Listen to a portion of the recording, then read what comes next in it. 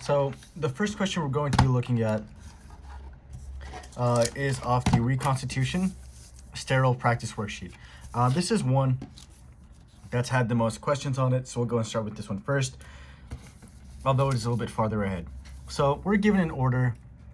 A prescription says, hey, you've got this order for Zosyn, 2.5 grams by IV route to be administered every 8 hours.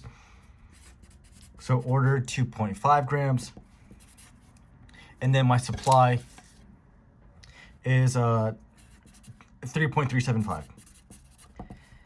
3.375 grams per 1 vial of powdered Zosyn. And they're asking us to reconstitute Zosyn with 5 milliliters of diluent from the list for a total solution volume of 5 mLs. So breaking this down, reconstitute, okay, my Zosyn, okay, with 5 milliliters of diluent, all right, from the list for a total solution volume of 5 mLs. So I'm taking my vial of powdered Zosyn, and I know it has 3.75 grams, and I'm adding 5 milliliters of diluent, and then my final volume is 5 mLs. So I know this one mixed all the way. If it had said final volume is, 5.4 milliliters, then this one didn't mix all the way because I've got something added to the volume I did. So this one's mixed all the way. The concentration is, let's go and take a look at our concentration. Well, we already wrote it out. 3.375 grams over 5 mLs. In the past, we did 5 grams of sugar over 5 mLs. That's our concentration. And here we've also got our concentration, although it doesn't look maybe as pretty. Concentration is 3.375 grams per 5 milliliters. And that's fine. That works out well. And now they're asking us, okay, well, how much milliliters would you give them because they're needing 2.5 grams? Taking a look at our DHQ, I've got D over H times Q. D is my desired, so I need 2.5 grams. 2.5 grams over my supply, 3.375. And this one's actually great because they're the same units. I don't have to convert anywhere. So I've got 2.5 grams over 3.375 grams per 5 milliliters. I'll go ahead and run this through my calculator.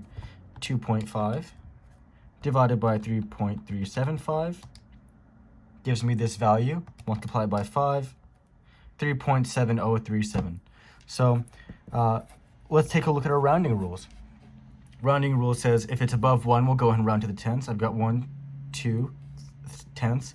So 3.7 milliliters. And if we're to look at the units, I've got the grams cancel out, and I'm left with milliliters. And so it works out pretty well.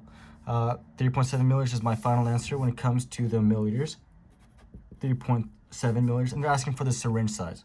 And the rule is no less than 20% in a syringe volume, and then no more than 70%.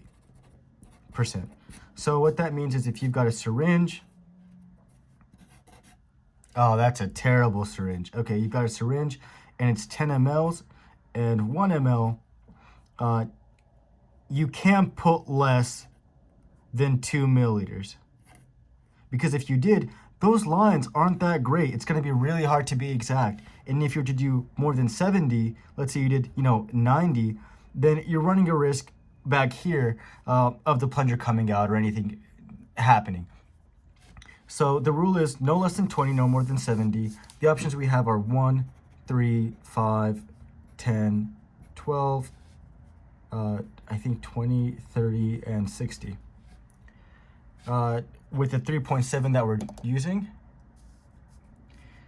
we can't do 3, as 3.7 over 3 would be too much.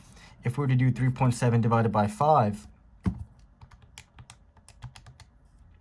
I'm using 74%. That's still too high. So I would have to do 3.7. The next step up would be just right. 3.7 divided by 10, I'm using 37% of the syringe. So I would use a 10 ml syringe. All right.